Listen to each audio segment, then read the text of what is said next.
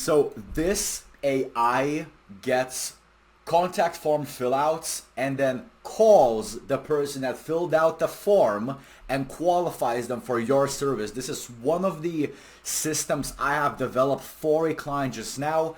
I will show you exactly how it works. I can't share a lot of details because, again, it's the client's information. So I'll see how I can get this done. But just to show you the logic and the flow right here, this is exactly how it's going to work. So the first app is once a Pipedrive form fill out happens, every single time someone fills out a form on your website, this sequence starts. So what happens here is, let me just check for information in case I'm not showing something. Sorry guys, I just have to be careful because this is exactly the flow of the client. So, you know, any sensitive info, but this is just a test. So then this fires, and this right here fires a call. So let me show you exactly how this works. This is cool. So I go to Pipedrive. Again, this would be a contact form fill out, but I could say, you know, my name is, I don't know, let's just say Tony. My name is Tony Stark, whatever. I'm a nerd, I know, sorry. And then, you know, let's do like a number. This is what they would fill out on the actual form. And give me just a second, I just clicked away. So I've just filled it out. Again, I said my name is Tony Stark. Here's the number, here's the email. You can see I'm getting a call. This is all automatic, 24/7. Someone fills out the form on your site or wherever. It calls you, and let's see what it says. Hello? Hey, is that Tony Stark? It is. Oh, hi Tony. It's Alison here, calling from in the UK. I just got your inquiry online. Is it a bad time to talk? No. Tony, I'm just curious, how much do you know about Kavita, and what issue prompted you to reach out?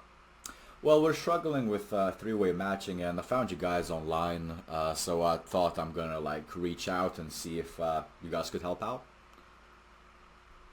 Got it, Tony.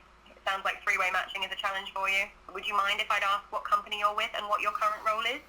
Yeah, my company is called Tony Stark Industries, and I guess I'm the director of procurement there. Gotcha, Tony. And what is your team size at the moment? I got 50 employees, and 20 of them are in manufacturing of armor. Got it, Tony. So how many suppliers does your company have, you reckon? I'd say 200. All right. How many open purchase orders do you currently have, you reckon? Well, I'd say anywhere from 1,000 to 1,500 during the busy times. Yeah, got it, Tony. I guess just so I truly understand, why is this the priority problem to solve right now? Well, systemization of our process, honestly, it's just so hard to manage all of the, you know, suppliers, and there's delays that happen, and you know, we're just tracking everything manually, and I was just wondering if maybe there's a system to automate such a tedious task. Gotcha, Tony. It sounds like managing suppliers and delays is really taking up a lot of your time. The challenges you spoke about related to three-way matching and manual tracking is something our clients consult with us about. And I think to help you best, what I'll do is I'll get you connected to one of our procurement automation consultants via email, to email you resources and give you an option to schedule a proper deep dive for a session. So I'll introduce you both via email, and you can take the next steps from there based on what makes the most sense for you. Is that all right? Okay, that works. Got it, Tony. I'll pop the email over to you shortly. It's been so awesome to talk to you. Is there anything else I can do for you before we go? No, thanks for the call. Thanks for, willing to help out. We'll be waiting for that email. Awesome. Thank you so much for your time, Tony, and talk soon, all right? Alrighty, thank you. Thank you. Cheers. So British. But anyway, so what happens now, guys? Well, this is the system I'm proud of. So it's basically gonna do this. It just collected all the information, and now it's going to send that information and make a Google Sheet as a summary with all the information that we need to then qualify the lead. So how does that look like, Carlos? Well, if you take a look here, what happened here? Boom, you can see that it collected the call date and time, which is like, this is the computer's way of calculating date and time. It's a little bit hard to explain, but you see it got my full name, my number, my email, the reasons why I reached out. You know, this is all that I've made AI do this, collect, you know, this long transcript, this information. It collects all this information for you and sends it wherever you need. Your CRM, your Pipedrive, anywhere that you need, this can be done. It got my company's name, my company's team size, it got the, you know, my role, it got my number of suppliers, the recording URL if you need it. Hey guys, as I'm editing this video, I realized that there's just like some sensitive client information, so I'll cut some of the parts of the video out. It's just, you know, I can't be like chopping up every millisecond and like adding these weird blue boxes. So just, yeah, just bear with me. I'm gonna continue from the parts that where I actually continue explaining, but I just started. But you get the gist, right? All this data is just fancy data more for me, so I could check the latency. You know, we can even gauge the sentiment. Did the call go right or wrong? And then this is for me more because I'm a little bit of a nerd. I just measure the latency. So the average response time of the agent is 1 second and 225 milliseconds, which is really sharp because I build the agents. This is why I'm so proud of the agents I build, because I spend so much time, I mean dozens of hours, testing every platform, every large language model, every voice engine to make sure that the human-to-human communication is there. Most agents out there either sound unnatural or they take too long to respond.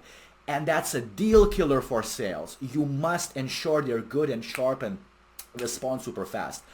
So all calls go here for my personal monitoring. Then these things happen.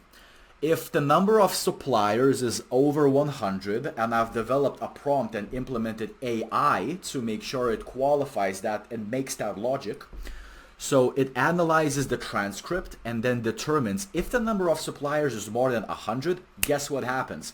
It finds the same deal. Let me show you. It will find the same deal on Pipedrive, but if it's qualified, meaning over 100 suppliers, it will automatically move the deal to qualified so that your sales team gets immediately notified and gets that job. And on top of that, what I've done is in the notes section of the deal, I've added all of the possible information your sales team might need to reference that conversation. This is what happened, this is what the prospect said, this is their number, their email, this is what they're struggling with, their pain points, their challenges, this is exactly, you know, the recording of that call. And now also what happens is an automatic email gets shot out to the prospect, sending them valuable information and connecting them with a sales manager. So this is what I'm working on for this client specifically. Now, so that's the gist of it, guys. It's a qualifying call. It works. The agent calls leads immediately. They don't have to wait for an email. They don't have to wait for a phone call the next day for a human to call back.